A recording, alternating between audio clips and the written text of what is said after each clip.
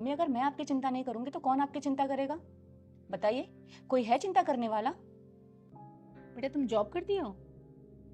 हाँ जी। सैलरी कितनी है तुम्हारी? जी, 1,20,000 पर मंथ। अच्छा जी। हमारे बेटे की तो सैलरी कम है। मुझे नहीं लगता कि ये जोड़ी बन पाएगी। जी, पर ऐसा क्यों? देखिए, अगर वाइफ की सैलरी ज्यादा हो तो वो हस्बैंड को हमेशा दबा के रखती है। अरे नहीं नहीं, ऐसा थोड़ी ना होता है।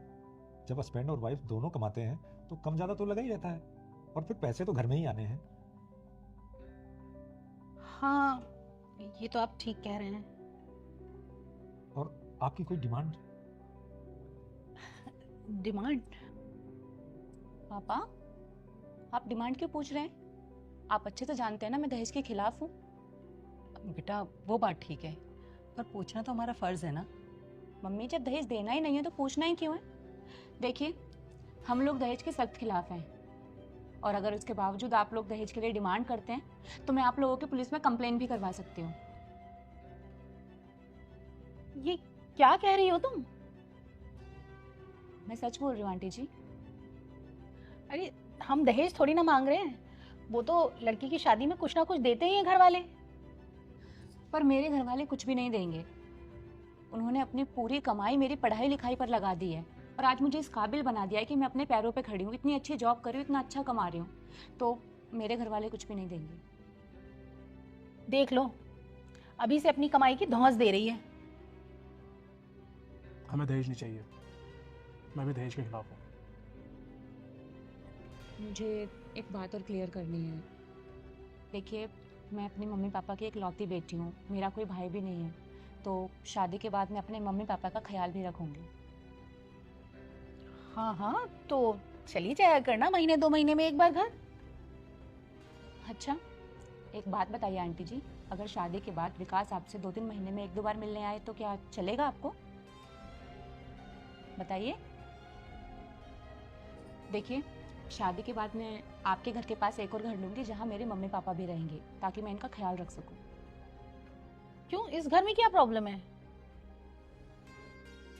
देखिए, आपका घर यहाँ से 60 किलोमीटर दूर है। अगर मैं वहाँ से आऊँगी तो मुझे 2 घंटे लगेंगे आने में, और मैं रोज़ इतनी दूर यहाँ पर नहीं आ सकती हूँ। इसलिए शादी के बाद मैं वहाँ एक और घर लूँगी जहाँ मेरे मम्मी पापा रहेंगे, ताकि मैं इन लोगों की देखभाल कर सकूँ। अरे नहीं नहीं बेटा, हम लोगों को यहाँ कोई प्रॉब्लम नहीं है। हाँ बेटा, तू हमारी चिंता मत कर। मम्मी अगर मैं आपकी चिंता नहीं करूँगी तो कौन आपकी चिंता करेगा? बताइए, कोई है चिंता करने वाला? नहीं नहीं, ये तो नहीं हो पाएगा। ससुराल और मायका आस पास होना, ना ना। ठीक है आंटी जी, अगर ऐसी बात है तो मैं और विकास अलग घर लेकर रह लेंगे, आपके घर से 60 किलोमीटर दूर। विकास क्यों जाएगा हमसे दूर? क्यों आंटी जी, अगर मैं रह सकती हूँ तो विकास क्यों नहीं रह सकता? मैं अपना घर बार छोड़कर, मम्मी पापा को छोड़कर आ रही हूँ, तो जो चीज़ मुझे फील होगी वो विकास को भी फील होनी चाहिए ना। अगर मैं अपना घर छोड़ रही हूँ तो विकास को भी अपना घर छोड़ना चाहिए। इससे हम दोनों की एक नई शुरुआत होगी। नहीं नहीं, हम अपने बेटों को क्यों जाने देंगे? अरे भाई, पाल पोस के हमने उसको बड़ा किया है, पढ़ाई लिखाई कराई है अपने बुढ़ापे के सहारे के लिए, और वो बुढ़ापे में हमें छोड़ करके तुम्हारे साथ क्यों जाएगा? अरे वाह आंटी जी, आपने अपने बेटे को पाल पोस कर अपने बुढ़ापे का सहारा बनाया हुआ है, तो क्या मैं अपने मम्मी पापा का सहारा नहीं बन सकती हूँ? बताइए। हमारे घर के पास ही एक फ्लैट खाली है। मैं कल ही में बात कर लूँगा आपके मम्मी पापा के लिए। लेकिन विकास बेटा। माँ, मुझे स्वरा की बात सही लगी। वो ठीक कह रही है। जब आप लोग चाहते हैं कि मैं आपके बुढ़ापे में आपके साथ रहूँ, आप लोगों की सेवा करूँ, तो स्वरा भी ये चाहती है ना कि वो अपने माँ बाप के बुढ़ापे में उनके साथ रहे, उनकी सेवा करे।